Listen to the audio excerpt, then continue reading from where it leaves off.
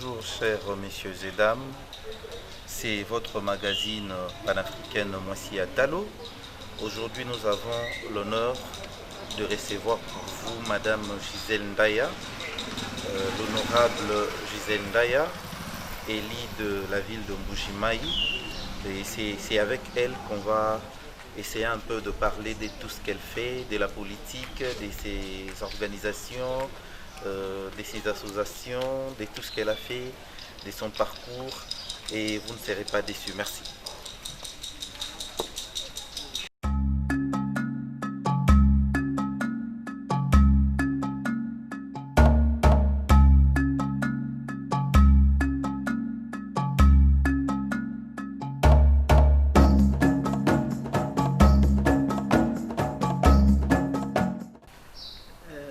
Je crois que les trophées, on en a connu beaucoup. Je peux en avoir aussi beaucoup. Mais ce qui m'a beaucoup impressionné, la catégorisation que vous avez faite par rapport au trophée Moissi Atalo, des femmes de talent. Là, nous trouvons, il y a des femmes politiques, il y a des femmes qui sont dans l'entrepreneuriat, il y a des femmes musiciennes chrétiennes comme des musiciennes qu'on appelle mondaines ou bien populaires, tout ce que vous voulez. Il y a même des femmes qui dirigent des structures féminines, je crois. Et la façon dont vous avez essayé un peu de catégoriser les femmes, c'est ce qui m'a fait beaucoup tiquer et qui m'a intéressée pour que je puisse en savoir un peu plus. Parce que si on parlait de Moissi Atalo, on réunit tout ce qu'il faut pour que cette femme-là soit digne de valeur que vous êtes en train de chercher sur tous les plans. Donc vous avez eu le temps de fouiller, de chercher à connaître la personne et finalement vous vous êtes dit qu'elle convient maintenant pour qu'on puisse quand même l'honorer ou bien lui rendre vraiment les hommages par rapport à ce qu'elle est. Alors, le temps que vous avez mis tomber aussi sur ma personne, ça m'a beaucoup réjoui pour être parmi vous en tant que femme de talent ou bien Moissi Atalo. Je m'appelle Gisèle Ndaya Luseba. Je suis aînée d'une famille de 10 personnes. Et là, je suis l'aînée de la famille. Il y a 7 filles et 3 garçons. Parmi les garçons, il y a un qui est décédé. Donc, nous sommes restés à 9. Alors, j'ai vu les jours un certain 2 juin. Et j'ai fait un parcours normal. Donc, j'ai fait mes études primaires, secondaires, universitaires. Et là, il y a 2 ans, j'ai eu mon master en gestion des partis politiques et marketing. Aujourd'hui, je suis doctorante toujours dans la gestion des partis politiques. Mais là, je suis en train de suivre mes cours à Bruxelles, à l'université de Vasco da Gama. Et j'ai aussi beaucoup de brevets que j'ai eu en assurance, dans le billetterie, là dans l'aviation. Et sans oublier, je suis aussi pasteur de formation, parce que j'ai fait aussi la théologie. Donc j'essaie un peu de faire beaucoup de choses pour finalement me concentrer maintenant dans la politique. Et j'ai commencé la politique depuis 2019. J'ai été candidate en 2011 et 2018 encore. Vraiment une élue par rapport aux normes d'un député. Je n'ai pas compris, vous avez fait la politique, vous avez commencé la politique depuis 2000 combien? 2009. J'étais au MSR, parti cher à l'honorable Pierre Lumbi dans le temps. Et en 2011, j'étais candidate. Et juste après, bon, j'ai adhéré à la CDT à l'époque. C'était au Katanga. Bon, là, je m'occupais, j'étais secrétaire national en charge de 3 provinces. Je m'occupais de Bandundu et le de Kasaï dans l'ancienne configuration, bien sûr. Kasaï oriental et Kasaï central. Finalement, dans ce parti, j'ai trouvé que tout parti politique a toujours été un parti national. Mais avec les amis à l'époque, ils considéraient le parti comme si c'était un parti provincial. Au moment, ça ne pouvait pas passer. Nous devions, l'objectif principal, c'est conquérir le pouvoir. Une fois que vous avez le pouvoir, vous les conservez. Mais le pouvoir, on ne pouvait pas le conquérir juste dans une seule province, au moment où nous avons toute l'étendue du pays, qui attend aussi il y a des gens qui ont des ambitions politiques qui attendent. Alors carrément, je me suis dit, je devais quitter ce parti, et j'ai eu l'intuition, je ne sais pas, une révélation, de créer mon parti à moi.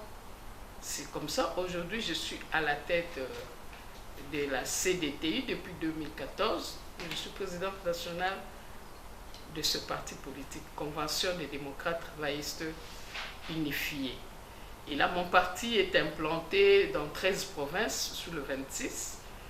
Et l'année passée, donc, disons, aux élections passées, j'avais aligné quand même 22 députés, mais tous ils étaient concentrés du côté du Kasaï.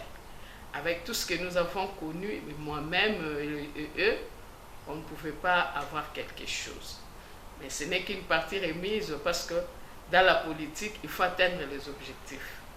Ça ne change en rien les ambitions que j'ai, ça ne change en rien mon combat. Et aujourd'hui, je continue d'abord avec l'implantation de mon parti. Et je suis déjà en train de me préparer pour 2023. Dieu nous a quand même fait grâce. Nous avons eu quelques conseillers CDTU dans des cabinets politiques, parce que j'ai oublié de vous le dire, je suis première vice-présidente du regroupement politique AAB, un regroupement politique qui a 16 partis politiques, et là je suis première vice-présidente. Avec ce privilège-là, j'ai pu quand même avoir des conseillers dans des cabinets politiques, et je crois que c'est un début. Le prochain mandat, peut-être on pourra peut-être voir des députés nationaux, pourquoi pas provinciaux, et des ministres provinciaux aussi ou nationaux. Voilà un peu, si je peux juste m'arrêter juste là par rapport à mon parcours politique, mais dans l'entretemps, je suis une femme à 1000 bras, comme on le dit. J'ai des structures féminines, je dirige la structure des femmes leaders et vision politique, là où je suis l'initiatrice, et j'ai une ONG, As de Projet, qui s'occupe de jeunes filles et de filles mères. Dans l'entretemps, j'ai mon église, le royaume des sacrificateurs, là où je suis pasteur. Voilà. Autour de la personne, parce que quelqu'un ne peut pas aborder quelque chose ou bien faire quelque chose sans pour autant chercher à avoir le résultat de ce qu'il est en train de faire. En passant là, je voulais même ajouter que je suis aussi première vice-coordonnatrice nationale des DINAFEC, Dynamique des femmes candidates. Après les élections, nous avons créé cette dynamique. Et là, nous sommes des femmes candidates de 2018, même ceux qui aspirent à être candidates pour les prochaines échéances. Nous sommes là en train de travailler avec cette dynamique. Je suis mariée, mère de 4 enfants, 3 garçons et une fille. Voilà un peu. Par rapport à toutes ces tâches, je suis mariée à M. Dieudonné Kanyama Bayabou. Il est avocat général au Conseil d'État. Ah ouais. Voilà.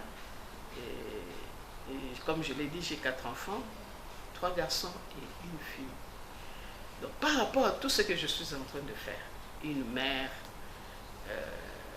je suis leader, je suis dans beaucoup de choses. Donc c'est un problème de discipline. Parce que j'ai toujours dit, chaque chose a son temps. Quand il faut s'occuper de mes enfants, malgré qu'ils sont un peu éparpillés, j'essaie de prendre mon temps pour programmer. quand est-ce que je veux voir l'aîné, quand est-ce que je veux voir la cadette. Et par rapport à mon ménage, mes mamans, avant de prendre mon sac et sortir, je dois tout planifier à la maison. Et là, je peux sortir pour faire la politique ou être dans les différentes structures. Donc, à chaque jour, il y a un plan, à chaque jour, il y a un programme.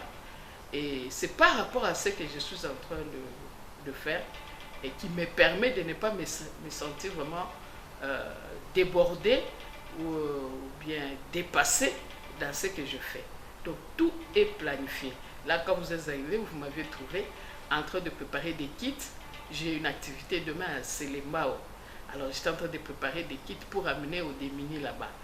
Donc, c'est quelque chose que je sais que je vais faire demain. J'apprête ça déjà. Et je savais aussi que je vais recevoir aujourd'hui des journalistes chez moi. Et dans l'autre temps, je prends tout mon temps. Et après vous, j'ai encore un autre rendez-vous. Donc, c'est pour vous dire que c'est un problème de discipline tout simplement. On n'est pas éparpillé parce qu'on a beaucoup de tâches. La capacité aussi, les compétences, ça compte par rapport à ce que vous êtes en train de faire. Si vous comptez tout ce que je vous ai énuméré ici, si je n'avais pas de compétences, si je n'ai pas cette capacité, je ne pouvais quand même pas le faire. Mais je le fais très bien et les gens apprécient, m'encouragent et je crois que c'est ce qui me permet d'avancer.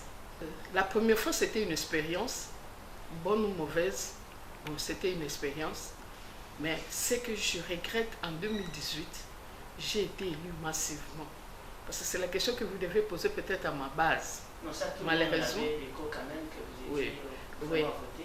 Alors, ce qu'il y a eu... pour que vous ne soyez pas... Que vous puissiez bon, pas vous savez, à tout changement, il y a toujours des sacrifices.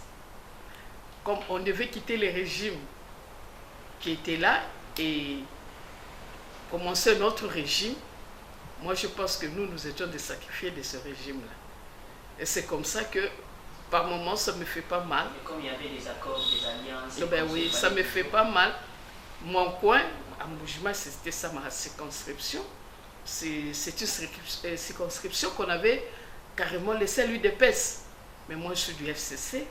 C'était un peu difficile, les sièges qu'on avait accordés au FCC ou bien les sièges que nous pouvions peut-être avoir. Il y a eu cette injustice au niveau provincial. On devait peut-être honorer ceux-là qui pensaient qu'ils étaient forts physiquement, ceux-là qui avaient des parrains très forts politiques, et ceux-là qui avaient des moyens et qui pouvaient peut-être empêcher plus à une femme qui a été vraiment élue à être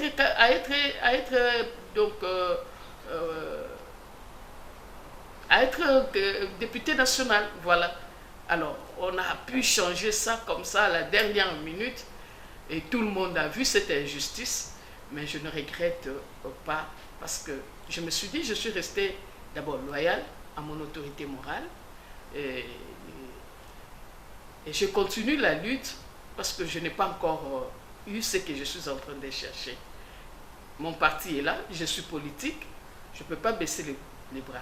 Dans la politique, on encaisse les coups et on essaie de surmonter pour très bien se préparer pour l'avenir.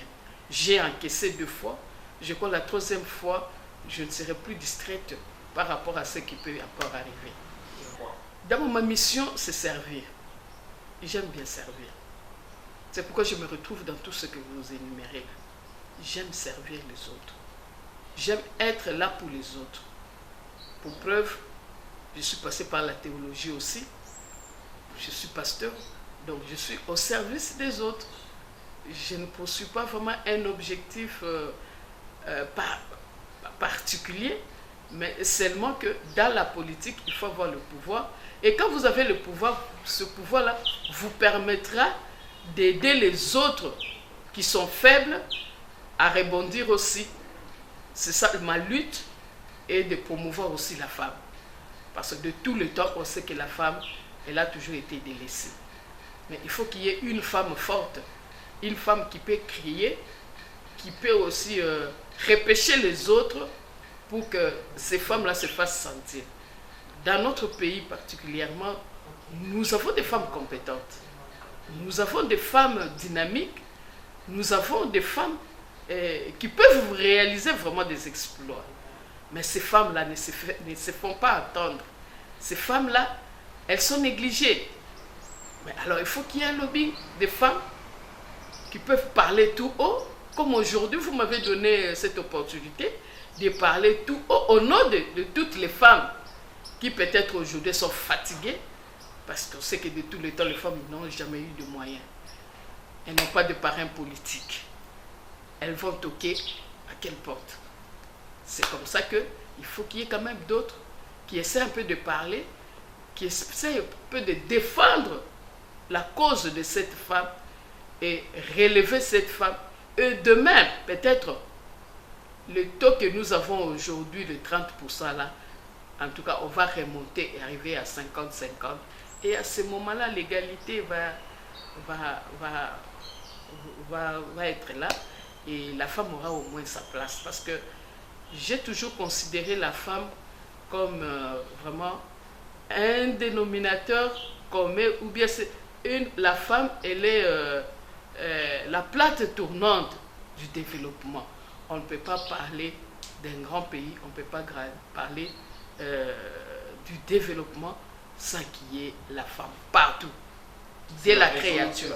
Mon travail là, je suis en train d'expliquer pour qu'on sente réellement, est-ce que ça existe, la femme dans la politique ici en RDC. Est-ce qu'elle existe, d'abord cette femme? Demain ou après-demain, on va dire non, non, c'est un rêve. Non, il y en a de ces femmes. Moi, je vous encouragerais peut-être de chercher toutes ces femmes-là. Les noms n'ont rien à voir. Bon, nous avons nos consoeurs qui ont déjà des postes, des responsabilités, tout ça. Mais essayez un peu de fouiller encore plus. Vous allez trouver des talents. Vous allez trouver des femmes compétentes. Elles sont là.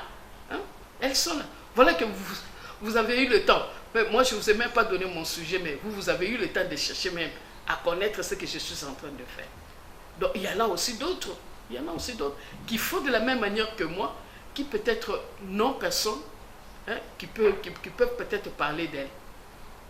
C'est pourquoi je suis là, je me dis, avec ce que je peux avoir, avec le peu de temps que je peux consacrer, je ne pourrai que relever le niveau de la femme et je ne parlerai que de la femme parce que je suis une femme.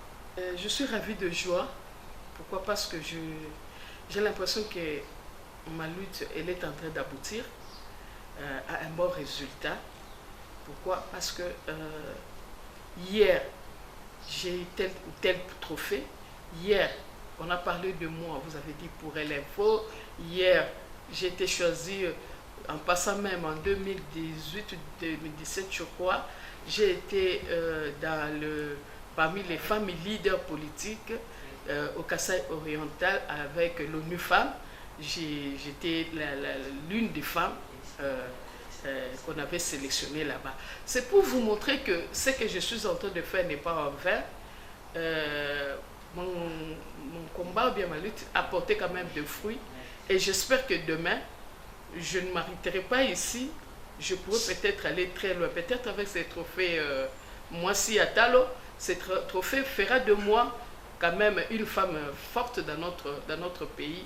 Et pourra peut-être attirer l'attention des autres qui peut-être ignorent qu'il existe des femmes aussi, présidentes des partis politiques ou des différentes structures des femmes, et une femme qui est là, souterrain et dynamique.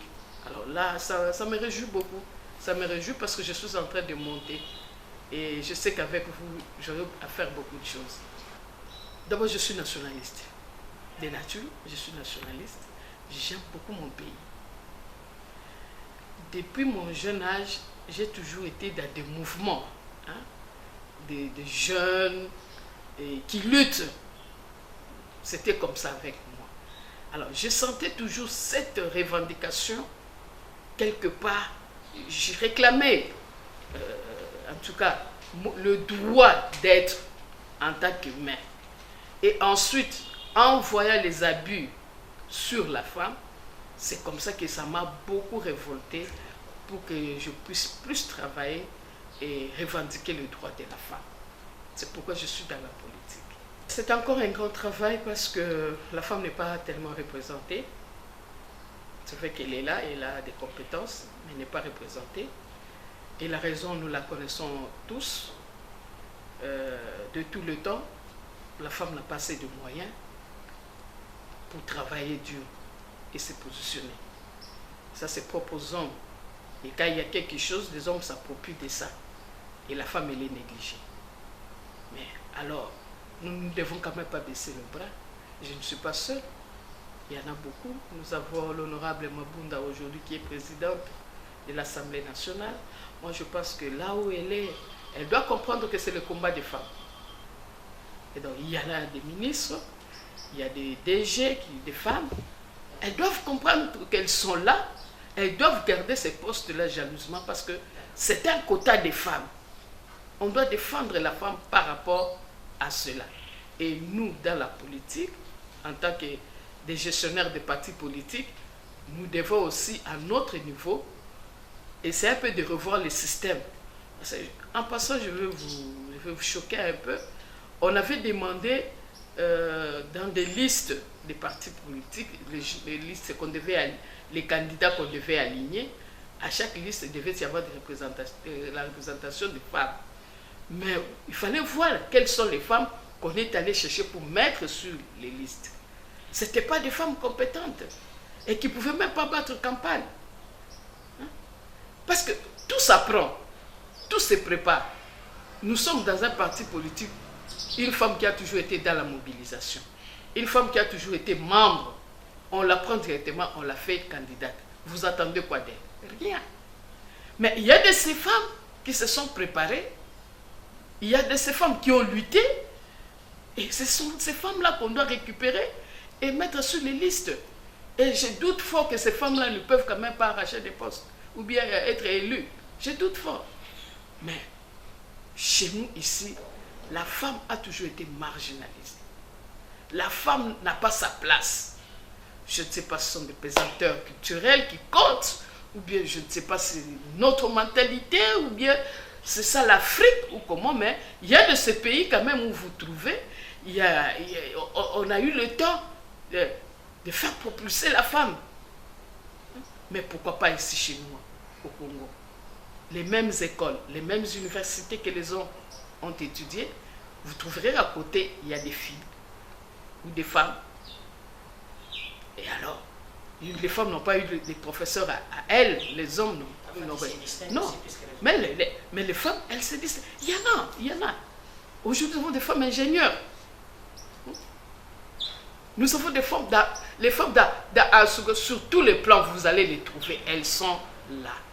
On ait le temps de chercher à connaître, on ait le temps de fouiller un peu, vous allez trouver qu'il y a du talent dans les femmes. Voilà. Je tiens d'abord à remercier l'organisation de Moissi Atalo, bien Femme de talent. J'ai beaucoup aimé, j'ai eu le temps quand même de lire et c'est un peu de poser des questions par-ci par-là. Et j'ai beaucoup apprécié le choix aussi. Hein. Vous n'êtes pas allé vraiment dans tout le monde, comme on l'a dit. Vos choix, en tout cas, sont des choix qui valent quand même la peine. Je tiens à vous remercier par rapport à ce travail. Je bénis Dieu que ça puisse continuer, qu'on ait la 2e édition, la 3e, pourquoi pas, que ça reste voilà, pour toutes les générations, bien sûr. Alors là, je salue toutes les femmes, en particulier les femmes congolaises, pour dire que nous ne devons quand même pas baisser le bras. Les femmes, nous devons être là partout, et surtout dans la politique. Le grand problème que nous avons, nous les femmes, nous disions toujours quand on va dans la politique, c'est pour faire n'importe quoi. Quand les femmes sont politiques, ces femmes-là, elles sont plus dignes. Mais dites-vous bien que nous ne pouvons pas avoir ce que nous sommes en train de chercher sans passer par là. C'est pourquoi nous devons être là où sont les hommes. Nous aussi, les femmes, nous devons être là. C'est pourquoi toutes les femmes debout, nous devons adhérer dans des partis politiques, nous devons faire la politique, nous devons lutter jusqu'à la fin, jusqu'au jour où on aura une femme à la tête de la République démocratique du Congo. Alors voilà un peu mon souhait, mon combat. Et dans l'entretemps, dans mon parti politique, comme tout parti, l'adhésion est libre. On n'a qu'à contacter le secrétariat général. Et il y a la fédération de Kinshasa qui est là. Un peu partout, il y a aussi des fédérations. On peut toujours entrer en contact. Vous adhérez à la Convention des démocrates travaillistes unifiés. Une particularité, un parti dirigé par une femme. Merci beaucoup. Vous nous avez suivis à partir de la RDC à travers le monde. Je vous demande encore une fois merci pour votre patience et merci à notre invitée, Madame Gisèle Ndaya. Et on se voit à la prochaine occasion. Moissi Atalo, un trophée panafricain, première édition, et la deuxième édition, vous aurez toutefois la date. C'était à la présentation, c'était votre serviteur, Monsieur Honorable Serge Mazoa. Merci, à tantôt.